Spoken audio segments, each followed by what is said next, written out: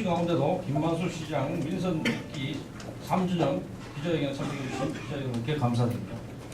지금부터 김만수 시장께서 시작과 끝 일자리 창출을 주제로 시정 주요 성과와 10대 역종 과제에 관한 브리핑이 있겠습니다.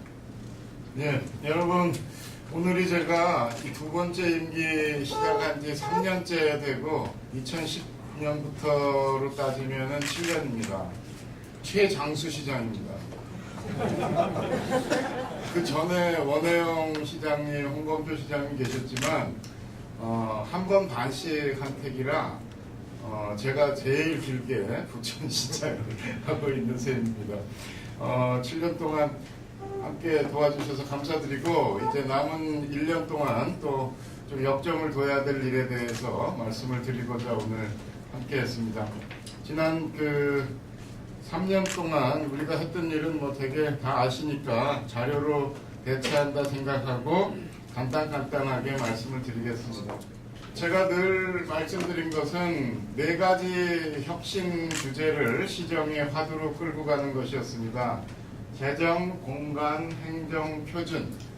전에는 이제 그 표준을 이제 교통혁신 이렇게도 표현했습니다만 두 번째 임기에는 이렇게 끌고 가고 있습니다.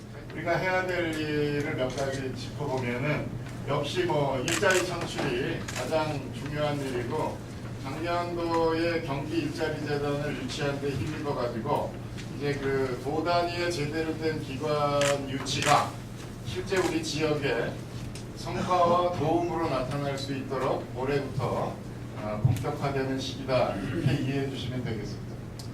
도시재생은 문재인 정부도 굉장히 중요한 국정지표로 설정했고 5년간 이 어마어마한 1년에 10조씩 하기로 했나요? 네. 1년에 10조씩 5년 동안 50조의 재원을 투입해서 재생사업을 한다 이런 기조를 밝힌 바도 있는데 우리 부천이 뉴타운의 집권해제 이후로 여러 가지 분야에서 도시재생의 기법을 시행해 오고 있는 것은 문재인 정부와의 접목을 통해서 효과적인 시범사업의 유치가 가능할 것이다 이렇게 봅니다.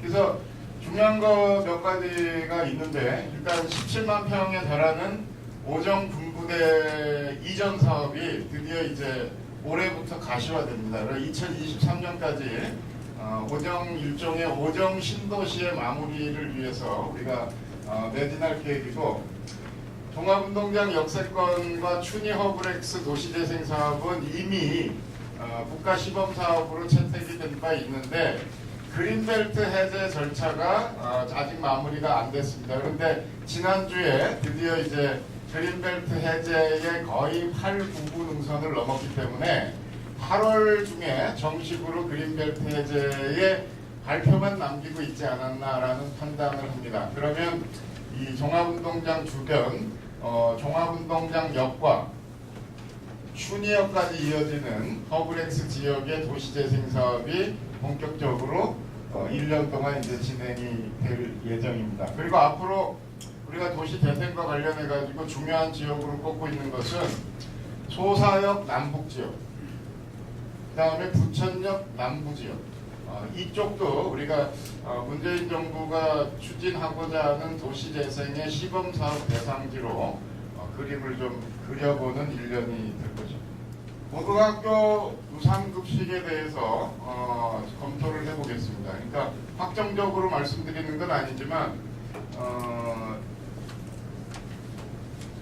경기도가 무상급식에 이제 본격적으로 동참하게 되면서 부천시가 한 36억 정도의 재원 여력이 생겼습니다. 그리고 김상곤 교육부 장관 후보자의 대표 정책이 무상급식 정책이기 때문에 순조롭게 안착한다 그러면 국가 차원에서 학교급식법 개정을 전제로 하는 중앙정부의 무상급식 지원 예산이 편성될 것으로 우리는 보고 있습니다.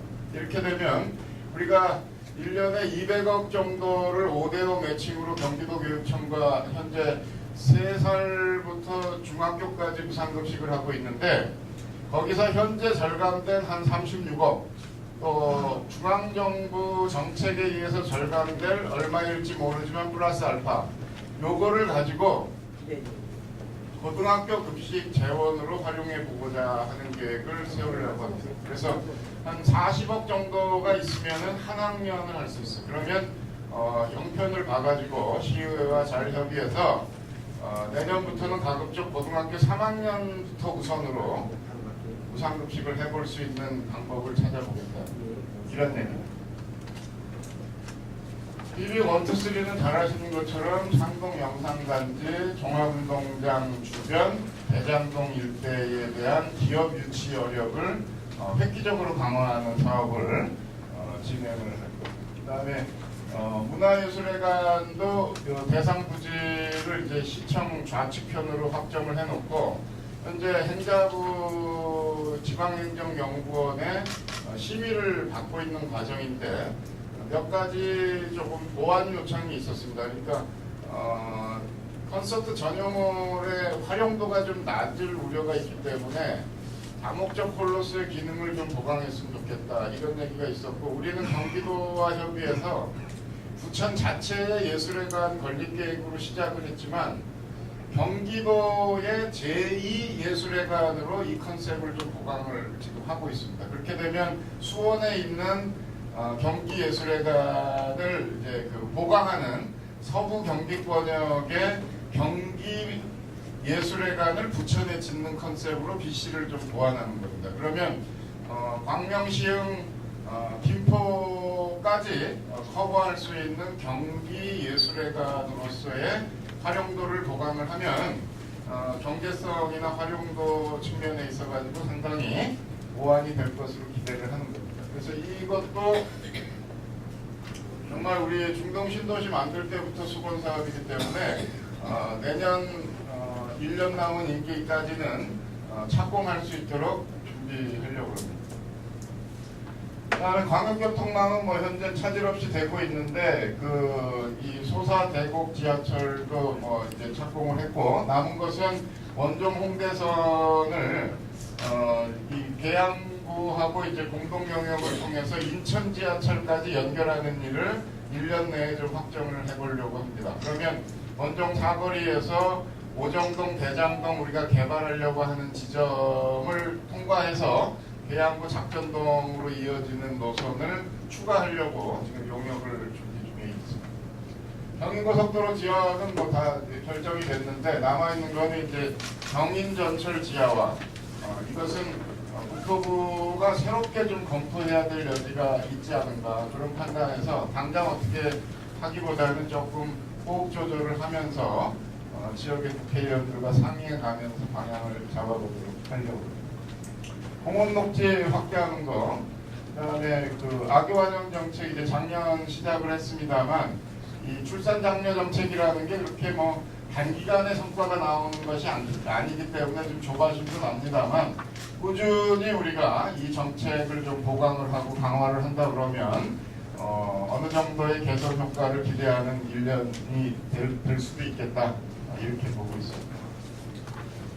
미세먼지 저감 대책도 국가적 화두이기 때문에 우리 시 자체적으로 어떤 완결적 대책은 나오지 않는다 하더라도 부천이 지정학적으로 미세먼지에 좀 취약한 공간이기 때문에 국가 정책과 더 결부지어서 부천이 조금 더 강화된 대책을 갖고 있어야 되겠다라는 것을 말씀을 드리는 겁니다.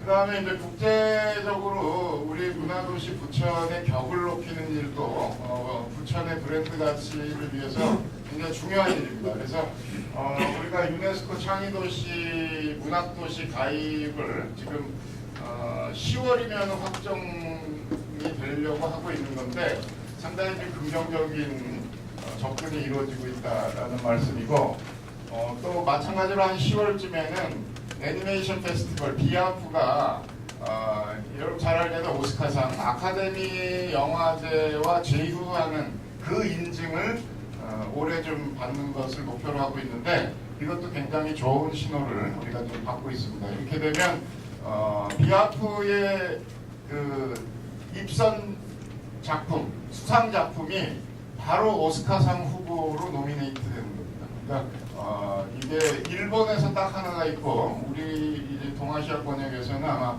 두 두 번째로 추진되는 그런 좀 굉장히 중요한 일로 우리가 생각을 하고 있고, 우리 그 복사골 말동물도 국제 인증을 강화하도록 그렇게 했습니다. 제가 이제 한 가지만 좀 더 강조드리려는 게, 여기 쓰지는 않았습니다만, 그 1년 동안 남은 1년 동안 제가 좀 의욕을 내고자 하는 일은 행정혁신 2단계입니다. 그러니까 1년 전에 우리 부천이 구청을 폐지하고, 그 구청을 폐지한 행정혁신의 성과가 어느 정도 이제 가시적으로 느껴지고 나타나고 있습니다. 이것을 발판으로 2단계 행정혁신을 해보고자 하는 겁니다. 그 핵심은 한마디로 얘기하면 36개 부천의 동사무소를 10개의 광역동으로 통합하는 겁니다. 그래서 지금 행정복지센터가 설치되어 있는 10개를 중심으로 나머지 일반동을 통합하는 일을 지금 준비를 하고 있습니다. 근데 이것은 뭐 서둘 일은 아니지만, 이렇게 함으로써 우리가 거둘 수 있는 행정 효과는 통합의 시너지가 분명히 구청 폐지할 때와 마찬가지로 있을 것이다 보고, 주민 입장에서도 이것이 불편하지 않도록 하는 장치들을 여러 가지로 보완하려고 합니다. 그리고 그 일반동이 없어지게 되면은 거기에는 이제 그 민원팀 같은 거를 배치해서 접근성의 문제를 좀 해결하고, 또 그 남는 공간을 백색관광실이라든지 작은 도서관이라든지 주민들이 원하는 공간으로 활용하면 훨씬 좋고, 지금 동에 한 20명 정도의 우리 직원들이 근무하고 계신데, 이분들이 행정복지센터에 통합해서 근무를 하게 되면 훨씬 더 다양한 행정 서비스를 집중적으로 배치해 갈 수 있겠다, 이런 생각을 합니다. 근데 두 가지 문제가 있습니다. 한 가지는 현재 시의원들의 정수를 확정하는 것이 동의 숫자와 연동되어 있습니다. 그래서 우리가 경기도의 시군구 의원 정수조례를 개정해서 광역동 추진의 경우에는 시의원 정수가 영향받지 않도록 하는 특례 조항을 조례에 좀 못 박으려고 하고 있고, 두 번째는 주민자치위원회나 이러저러한 단체들이 있습니다. 이 단체들이 동이 통합되게 되면은 굉장히 좀 반대를 합니다. 그것을 이제 우리가 피해가기 위해서 그건 다 그대로 하겠다는 겁니다. 그러니까 이 단체나 뭐 이런 것은 지금 있는 동별로 다 하고, 다만 거기 근무하는 공직자들만 집중시켜서 일을 하게 되면 우리 부천의 여건상 거리도 가깝고 또 여러 가지 IT 행정기법도 충분히 발달되어 있기 때문에 행정은 좀 집중화되고 자치는 분권화되는 이런 두 마리 토끼를 다 잡을 수 있지 않을까 하는 생각입니다. 그래서 올 연말까지 용역을 통해서 이 문제에 대한 갈피를 잡으면 내년 한 중반, 상반기 끝 무렵이나 이럴 때는 좀 그 시행할 수 있는 구체적인 안을 만들 수 있지 않을까 이렇게 생각하고, 이 행정혁신 2단계에 언론 여러분들의 좀 많은 관심과 지지를 좀 부탁드립니다. 이미 남경필 지사도 이런 행정혁신 차원에서 진행되는 의원 정수 변동은 특례로 인정해야 된다라는 이제 공감을 이룬 바가 있고, 김종석 대표위원이나 뭐 우리 지역의 의원들은 말할 것도 없고 공감하는 도의원들이 다수 있는 걸로 알고 있습니다. 그래서 최선을 다해서 도의회에서 이 문제가 잘 처리되기를 기대합니다. 인구가 그대로인데 우리 시의원 숫자가 주는 것은 대의성의 문제가 있는 것이기 때문에 그럼에도 불구하고 추진할 수는 없겠죠. 그래서 우리 이런 그 시민 대의성이 위축되지 않은 범위 내에서 이루어지는 것이 행정혁신일 거라고 봅니다. 보람 있는 거야 뭐 두 가지죠. 하드웨어적으로는 신곡천 마루광장 송내역 무지개 환승센터 이 세 가지가 가장 좀 보람이 있습니다. 그러니까 그 비포 애프터를 여러분들 머리에 그려보면 참 많은 변화가 있었구나, 공간적으로 그렇게 보실 거고, 소프트웨어적으로는 이 두 가지인데 하나는 아트밸리, 하나는 구청 폐지, 이렇게 두 가지가 좀 기억이 납니다. 그래서 어떤 좀 있었던 것을 개량한 것도 물론 있지만 제가 지금 거론한 것은 없었던 일을 만드는 거기 때문에 나름대로 좀 애착을 갖고 있는 사안입니다. 상동 문제 가지고 이제 부평에서 자꾸 이제 시장 나와라 그럽니다. 근데 그거는 뭐 제가 못 나갈 일도 없죠. 근데 그 취지 자체가 협의를 하자라는 거면 뭐 얼마든지 좋은데 지금 그쪽 얘기는 무조건 원천 반대한다라는 걸 전제로 해가지고 시장을 나오라 그러는 것은 이거 뭐 무슨 얘기를 하자는 거냐 그런 데 의구심을 가지고 있습니다. 그러니까 내용에 대해서 어느 정도 접근이 된다 그러면 얼마든지 제가 직접 대화할 수 있습니다. 마루광장이 노숙자 집합소 되는 것은 계획에도 좀 있었습니다. 뭐냐면 우리가 국제적으로 어떤 좀 관광지나 이런 데 명소 가봐도 다 노숙자나 이런 좀 버스킹이나 다 비슷비슷하게 이렇게 모여드는 겁니다. 근데 이제 어떤 룰이 생기고 그분들도 이제 그게 무분별하게 진행됐을 때 어떤 효과를 가져오는지 분명히 이제 알고 있기 때문에 저는 조금 시간을 두면서 이 문제가 질서를 잡을 거다 이렇게 봅니다. 뭐 그런 것들은 좀 일률적인 단속이나 뭐 규제로만 해결될 일은 아니다 경험상 그렇게 보고 그것도 우리가 하나의 좀 안고 가야 되는 그런 요소라고 생각을 합니다. 네, 기타 궁금한 사항이 있으면 해당 실국장님께 질의해 주시기 바랍니다. 이상으로 기자회견 모두 마치겠습니다.